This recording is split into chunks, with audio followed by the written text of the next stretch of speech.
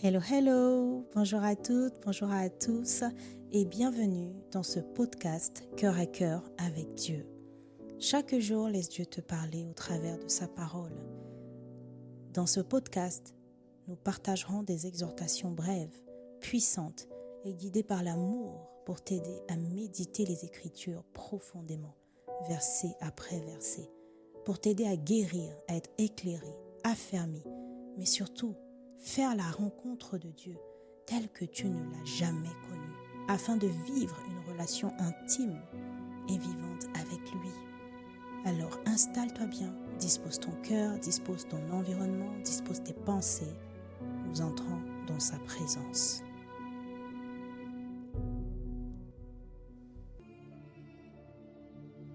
Hello bien-aimé, je suis dans la joie.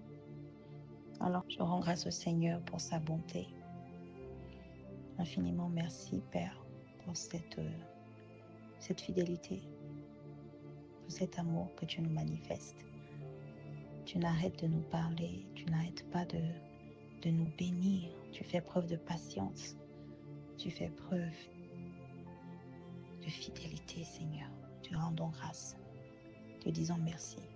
Et ce n'est pas assez au regard de ce que tu as révélé ce jour que nous allons voir, nous allons approfondir dans ce message. Nous voulons simplement que tu viennes ouvrir nos cœurs. Toute personne connectée à ce message, puisses-tu ouvrir son cœur, ouvrir son intelligence, lui donner la grâce de comprendre, de retenir, de pratiquer, Père, mais en réalité, d'accepter ta vérité. Que toute forme de faux raisonnement, de hauteur, d'orgueil soit liée. Toute forme d'esprit de mensonge, de rébellion soit liée dans le nom de Jésus, afin que puisse parvenir dans les profondeurs de nos cœurs la vérité de l'évangile de Jésus-Christ, ta vérité, Seigneur. Nous voulons te connaître, nous voulons nous rapprocher de toi, mais surtout nous voulons ton cœur. Alors s'il te plaît, parle-nous, révèle-nous les choses cachées au travers de ce message. Et que ta parole, alors que nous plongeons les regards dans les Écritures, oui, que ta parole nous édifie, nous convainc, nous interpelle, nous corrige, nous exhorte, nous forme, nous guérisse, nous sauve, nous enseigne et nous transforme pour la gloire de Jésus. Amen. Amen, amen. Le message de ce jour est l'action de grâce aux yeux de Dieu. Permanente, continuelle, perpétuelle, constante, toujours.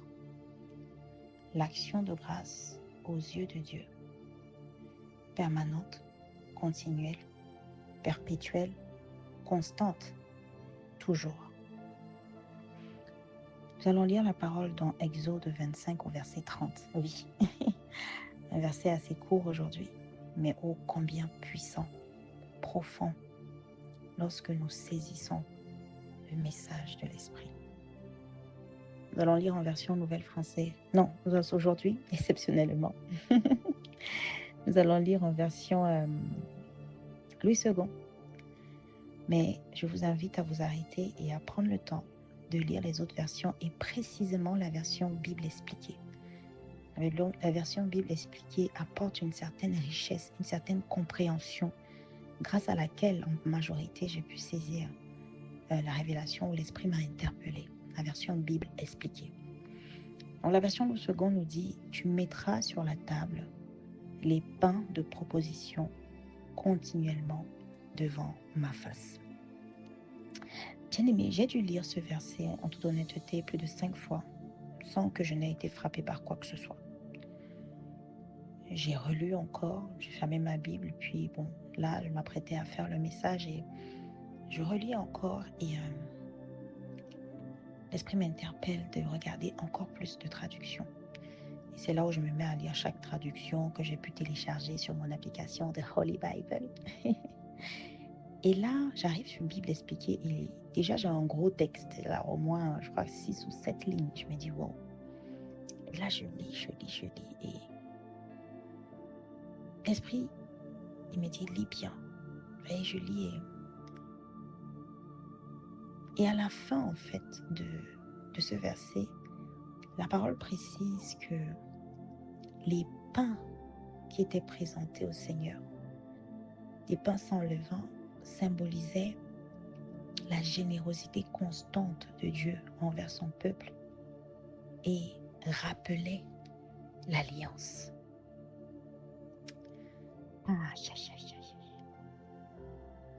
Ça m'a frappé. Je me suis dit, mais parce que avant de regarder toutes les versions, avant que j'ai vraiment cette poussée à le faire, je relis le passage. Je ne sais pas pourquoi je dois m'arrêter là. Je l'avais déjà noté. J'avais déjà surligné le continuellement parce que ça m'avait marqué. Mais je n'avais pas saisi l'ensemble en fait du verset. Je n'avais pas saisi le tout. Et même, en réalité, avant même d'arriver là, l'Esprit m'interpelle encore. Vous voyez, dans le verset 29, on parle des plats, les assiettes, les tasses, les coupes qu'on devait utiliser pour servir, pour poser justement ces pains, ces sacrifices, j'ai envie de dire. Et il est écrit, tu les feras d'or pur. Mais en creusant encore, je regarde encore pareil d'autres versions sur ce verset 29. Et d'autres versions disent qu'on va façonner. Et là, l'Esprit m'interpelle encore. Il me dit, tu vois, de la même manière que précédemment, tu as vu que tout ce qu'on devait utiliser pour construire la demeure de Dieu, Dieu a demandé à ce que ce soit fait d'or. On avait déjà saisi le caractère précieux. Bien aimé, Dieu insiste encore, verset 29. Il dit, tu les façonneras. On va les façonner, on va les faire d'or pur. Bien aimé, je ne sais pas si ça vous parle comme ça me parle, mais ça montre à quel point ce que nous faisons pour le Seigneur doit être excellent, doit être précieux. On doit le faire avec nos tripes, on doit le faire avec de tout notre être, avec toute notre âme. Parce que nous ne pouvons pas fabriquer de l'or nous-mêmes, mais c'est une manière de dire à quel point Dieu lui-même ne se prend pas pour n'importe qui. Il sait qui il est. Il exige que la demeure, là où il y aura sa présence, soit en or. Mais vous voyez, même ce qu'on va utiliser pour poser le sacrifice, il n'y a rien qui est laissé au hasard. Voilà pourquoi à plusieurs reprises, je n'arrête jamais de le dire, je précise toujours que Dieu, c'est un Dieu des détails, bien-aimé. Ça me fait penser à des expressions du monde qui disent ça, ce n'est qu'un détail, oh, ça, ce n'est qu'un détail, ce n'est pas important. Bien-aimé, ça, ce sont les pensées du monde. Dieu regarde aux détails parce qu'il n'est pas n'importe qui. Il n'est pas n'importe qui. Et toi, tu es son enfant. Tu n'es pas n'importe qui, car il est écrit à ceux qui l'ont reçu, parlant de la parole, elle a donné le pouvoir de devenir enfant de Dieu. Ceux qui ont reçu cette parole, qui est en même temps lumière, qui est en même temps Jésus, cette parole qui s'est faite chair, dans Jean 1, elle a donné le pouvoir de devenir enfant de Dieu. Donc tu es enfant de Dieu. Toi qui m'écoutes, si tu as accepté Jésus comme Seigneur et Sauveur dans ta vie, tu es enfant de Dieu. En tant qu'enfant de Dieu signifie que tu es à son image. Tel il est, tel nous sommes, déclare-t-il. Donc imagine à quel point Dieu est exigeant avec ce qu'on lui donne, avec ce comment on lui donne. Et toi aujourd'hui, bien-aimé, tu ne peux plus accepter n'importe quoi. Bien-aimé, ce n'est pas ce que l'Esprit est en train de me guider. Parce que le message initial, je vais le donner dans une deuxième partie. En réalité, je me laisse guider. Et là, l'Esprit est en train de m'amener dans cette direction. Je ne sais pas qui a besoin de l'entendre. Je ne sais pas ce que tu subis en ce moment. Je ne sais pas quels sont les standards que tu as baissés aujourd'hui. Je viens te rappeler que tu es enfant de Dieu à cause de ce que tu as accepté Jésus dans ta vie. Et de la même manière que Dieu lui-même n'accepte pas n'importe quoi, sait qui il est. C'est pour ça qu'il demande, il exige ce niveau de rigueur dans ce qu'on lui donne. C'est parce qu'il sait qui il est. Quelqu'un qui ne sait pas qui il est ne peut pas demander que tout soit fait en or. Il insiste comme ça, il précise chaque détail. Ça veut dire que lui-même, il veut s'assurer qu'on ne se trompe pas dans ce qu'on lui donne en fait. Lui-même, il veut s'assurer parce qu'il sait que c'est son standard. Ça ne passera pas si on lui donne autre chose. Alors bien aimé, je veux juste t'inviter à revoir tes standards. Tu n'es pas n'importe qui. Tu ne peux pas accepter n'importe quoi. Tu ne peux pas tolérer qu'on te donne n'importe quoi. Et de la même manière qu'il n'accepte pas qu'on lui donne n'importe quoi, Dieu travaille. Il a créé le ciel et la terre. Et la parole déclare, c'est dans Jean 14, il me semble, mon Père est à l'œuvre depuis toujours, continuellement. Et moi aussi, je suis à l'œuvre. Donc, Dieu travaille. Ça veut dire qu'il est tout cela. Il n'est pas paresseux, il travaille. Il combat. Il connaît son autorité. Il connaît qui il est. Il ne dort pas. Il veille. Bien-aimé, de la même manière, tel il est, tel nous sommes, nos standards ne peuvent plus être bas. De la même manière, nous devons veiller, travailler, nous donner les moyens de notre politique. Amen. Non, ça m'a vraiment frappé. L'Esprit m'a vraiment frappé. Oui, mais quel Dieu, mais comment peut-on déjà expliquer? Ok, la demeure, on explique les matériaux, les couleurs, tout. Ok, jusque-là, ça va encore, mais il va jusqu'à dire les plats. Et là où ça m'a marqué, c'est qu'en fait, il précise à quel point, en fait, on ne peut pas acheter ça au marché n'importe comment. Non, non, non, non, non, non. On ne prend pas ça parmi ce qui a été confectionné en masse. Non, c'est du sur-mesure.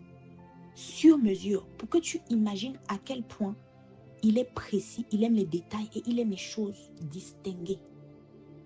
C'est ton partage dans le nom de Jésus. Que tes standards augmentent selon la gloire du Dieu que tu sers. Que tes standards augmentent selon la gloire du Père que tu as. Dans le nom de Jésus le Christ, je te vois dans cette dimension, bien-aimée, avec son cœur, avec ses standards, dans le nom puissant de Jésus le Christ. Et puis, ce qui me frappe, que j'ai reçu, d'où le titre, l'action de grâce aux yeux de Dieu. Regardez, la version Bible expliquée, je disais tout à l'heure, sur le verset 30, dit que les pains, en fait, symbolisaient la générosité constante de Dieu pour son peuple et rappelaient l'alliance. Mais bien aimé, si on s'arrête un peu un instant, parce que je me suis arrêtée là, je me suis dit, mais en fait, j'avais rien compris. Non seulement en lisant ça, mais depuis, ok, je n'avais pas cette dimension de l'action de grâce, bien aimé. Comme quoi, vous voyez, oh Seigneur, tu es tellement grand, infini. Notre intelligence est tellement limitée. Donne-nous la grâce de te connaître comme tu es en train de le faire. Donne-nous la grâce de t'accepter tel que tu es. Oui, nous ne pouvons pas te connaître entièrement parce que tu es si grand. Mais je suis remplie de reconnaissance lorsque aujourd'hui je me rends compte que tu me permets de saisir ce qu'est l'action de grâce pour toi. Cet aspect de l'action de grâce que nous n'avions pas compris. Regardez, bien-aimés, le pain qu'on pose sur ces assiettes en or, c'est-à-dire, c'est le pain, il exige que ce soit continuellement. D'autres versions disent de façon perpétuelle. D'autres versions disent encore de façon permanente. D'autres versions disent encore constamment. Et une autre version dit encore toujours. Bien-aimé, ça veut dire qu'il n'y a pas d'interruption. Il n'y a pas d'interruption. Le pain, doit toujours y en avoir. Et on te dit que ce pain-là, parce qu'à un moment, quand je disais ça, je me suis dit, mais Dieu ne mange pas du pain, quoi. Enfin, qu'est-ce que ça veut dire? Seigneur, qu'est-ce que je ne comprends pas? En réalité, c'est quand j'étais dans ce questionnement que j'ai été poussée à aller regarder les autres traductions. Parce que oui, vous voyez, je me suis dit, mais pourquoi c'est si important qu'il y ait continuellement du pain pour toi? Parce que c'est toi qui le demandes. Ça veut dire que c'est important pour toi. Pourquoi il faut du pain continuellement? Donne-moi la révélation.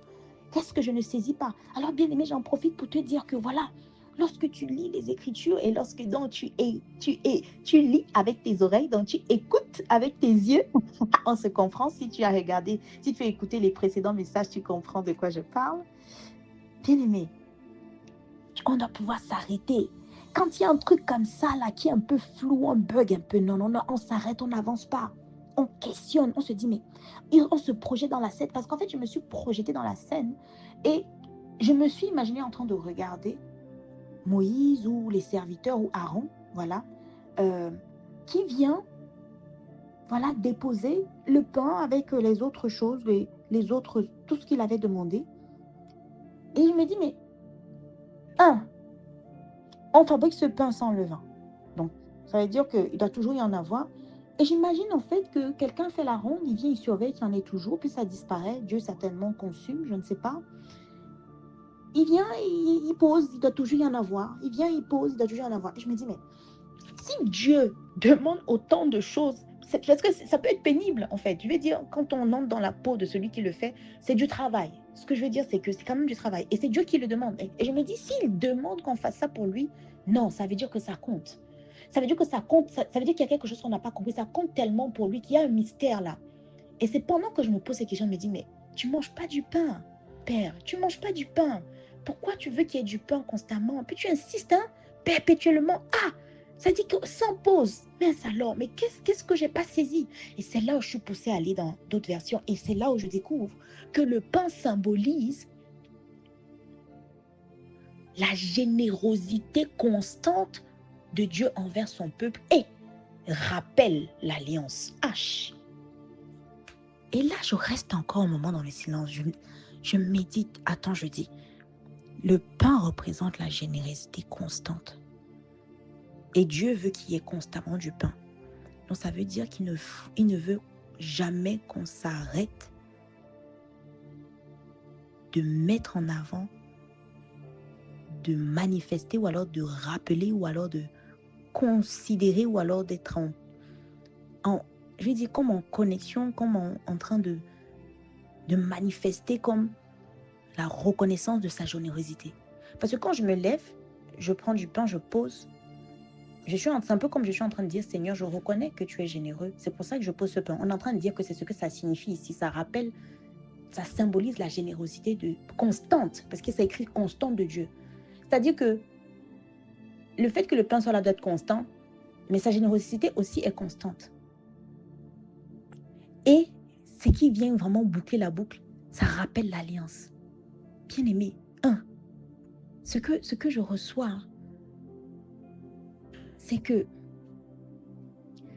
en posant ce pain continuellement, Dieu s'assure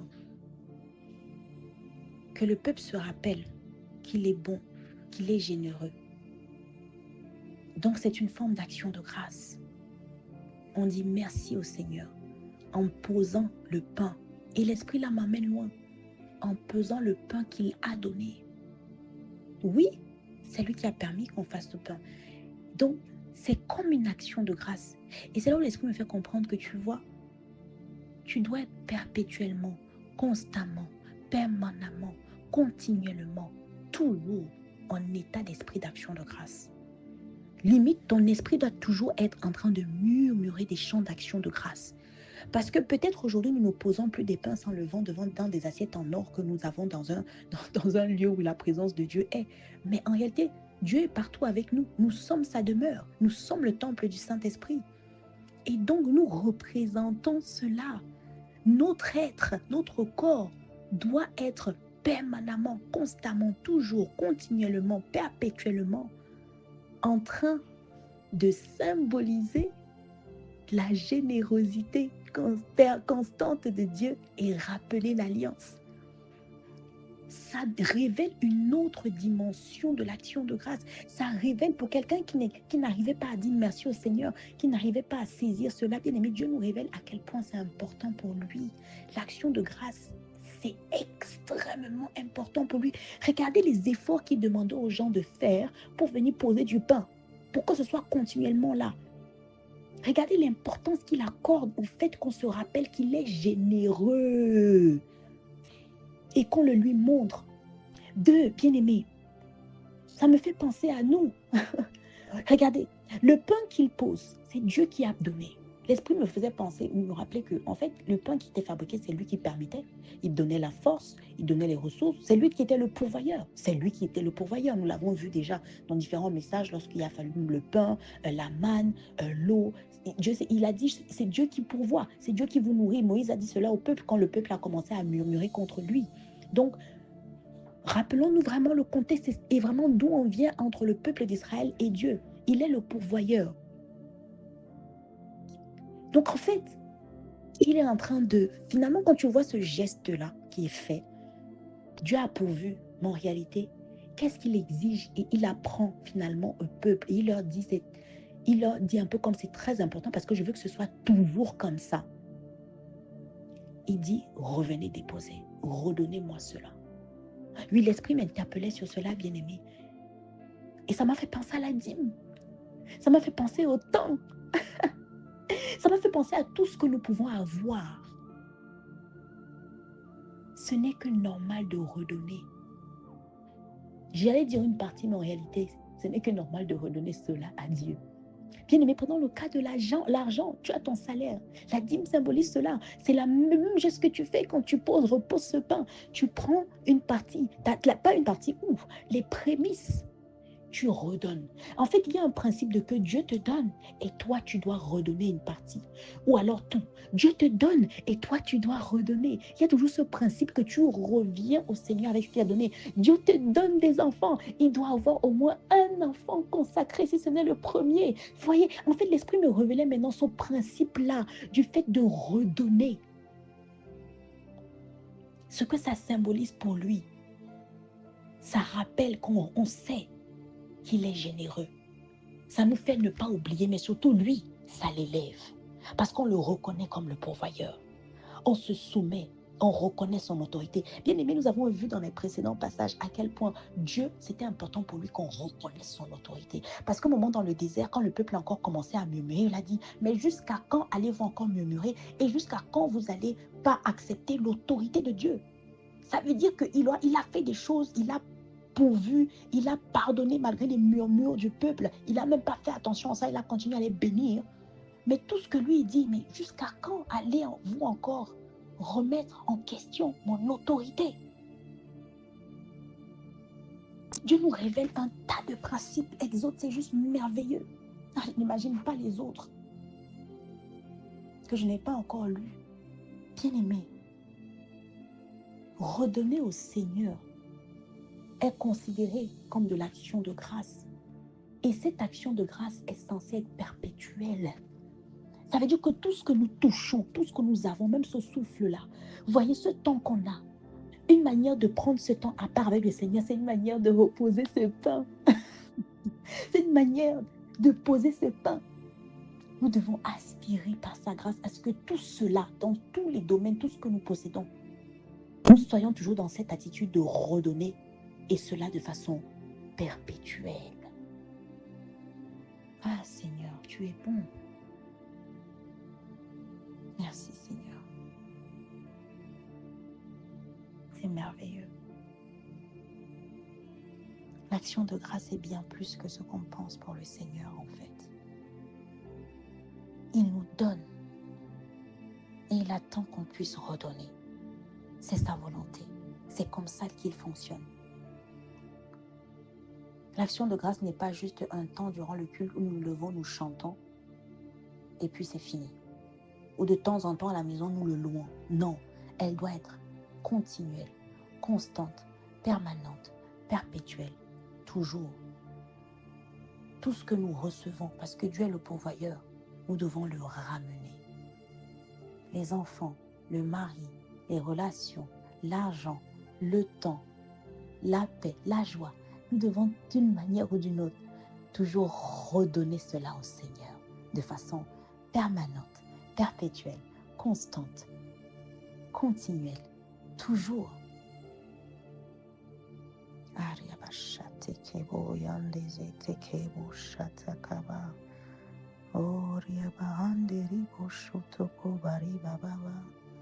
Bien-aimé, le dernier point est juste merveilleux. On a dit que le pain symbolise la générosité constante du peuple et rappelle l'alliance. Bien-aimé, l'action de grâce rappelle l'alliance. Dieu a à cœur que tu n'oublies pas, que nous n'oublions pas que nous sommes dans une alliance. Lorsque nous posons un acte d'action de grâce, nous sommes en train de rappeler l'alliance. En fait, nous devons être conscients de ce que nous faisons. Nous devons être conscients des actes que nous posons. Lorsque j'élève la voix pour louer le Seigneur. Je suis en train déjà, de prendre ce temps de lui redonner. 2, l'énergie, le don, la capacité de chanter. C'est lui qui me la donne. Dieu lui redonne en chantant pour lui. En réalité, lorsque je fais ça, je suis en train de rappeler mon alliance avec Dieu. Or, nous savons que sans alliance, nous sommes perdus. Sans le sang de Jésus à la croix, nous sommes perdus. Et bien aimé, qu'est-ce que Dieu est en train de dire? Il est en train de dire que je veux que tu sois permanemment, continuellement, perpétuellement, constamment et toujours en état de conscience de ton alliance. Et cela se manifeste par des actes concrets de venir déposer le pain, c'est-à-dire d'être en action de grâce, de redonner tout ce que tu as. Tout ce que tu as, tout ce que tu es. Tu dois, tout est rattaché à l'alliance. Tout ce que j'ai est rattaché à l'alliance. Mes enfants sont rattachés à l'alliance. Mon travail, mes relations, mon mari, ma maison, tout est rattaché à l'alliance. On dit, le pain rappelait l'alliance. Le fait de se lever, venir poser ce pain-là symbolisait l'alliance. Donc quand je viens rendre grâce, quand je donne ma dîme, lorsque je consacre mes enfants ou un enfant ou mes enfants, lorsque je m'arrête, je médite, je donne, là je suis en train de... Le pain que je pose là, c'est le temps. Lorsque je fais ça, je suis en train de dire, Seigneur, je suis consciente de mon alliance avec toi. Bien-aimé, c'est fort. Et ce genre d'attitude et de conscience nous amène à un niveau de conscience de la présence permanente de Dieu avec nous. Dieu est bon, il est amour. Et pendant que je parle, je suis en train de ressentir comme c'est une manifestation de son amour que de nous demander d'être permanemment en action de grâce, bien-aimé. Ce n'est pas seulement pour lui, oui, c'est pour lui, parce qu'il est un roi, parce qu'il aime ça, parce qu'il a besoin d'être élevé, parce qu'il a demandé dans tous les cas, on le fait. Mais c'est surtout pour nous protéger, pour que nous n'oublions pas que nous sommes dans le cadre d'une alliance. Et comme nous l'avons vu, qui demande qu'on le fassions notre part. Or, il sait aussi, dans son infini amour, que quand nous n'allons pas oublier, nous ne pourrons pas oublier ce qu'implique cette alliance en termes d'héritage. Et l'ennemi ne pourra pas nous distraire. C'est un amour que nous ne pouvons comprendre. Ah Seigneur, aide-nous à aller en profondeur, aide-nous à être dans l'action de grâce perpétuelle, permanente, que rien n'ait plus d'importance que juste te chanter, dormir en chantant, tout ce que nous faisons en chantant, même quand nous sommes en vacances, nous chantons. Ah Seigneur, aide-nous à arriver à cette dimension. Je veux arriver à cette dimension, bien-aimé, je t'entends déclarer, je veux arriver à cette dimension, je veux t'adorer, je veux rendre grâce permanemment, continuellement, perpétuellement, constamment, toujours, Père. Je veux rappeler, ta générosité. Je veux me rappeler de ta générosité constante pour moi. Je veux me rappeler de cette alliance. Je veux te donner tout ce que tu me donnes. Je veux te donner tout ce que je suis, tout ce que j'ai, parce que tout ce que je suis, tout ce que j'ai, c'est toi qui me l'as donné. Tu es mon pourvoyeur, tu es mon protecteur, tu es mon sauveur, tu es celui qui me garde. Alors je veux tout te donner. Nous voulons tout te donner. C'est toi qui donnes. Alors donne-nous la grâce, Père, de tout donner, d'avoir cette énergie, cette conscience, cette soif, comme se levait chaque jour Aaron ou alors d'autres serviteurs pour venir poser ce pain. Donne-nous cette endurance, donne-nous ce niveau de foi, donne-nous cette conscience, Père, parce que c'est ce que tu as exigé. Tu as dit qu'il y ait du pain permanemment, continuellement, perpétuellement, toujours devant ta face. Alors nous voulons être trouvés ainsi, Père, devant ta face. C'est toi qui écris en nous le vouloir et le faire, Seigneur.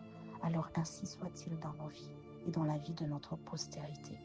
Merci, Seigneur, pour ce moment. Merci pour ta fidélité, merci pour ta parole. Nous prions qu'elle se grave au plus profond de nos cœurs et que Jésus continue de remplir et de se manifester au travers de nous. Au nom de Jésus-Christ, nous avons prié avec foi et avec action de grâce. Amen. Amen. Amen.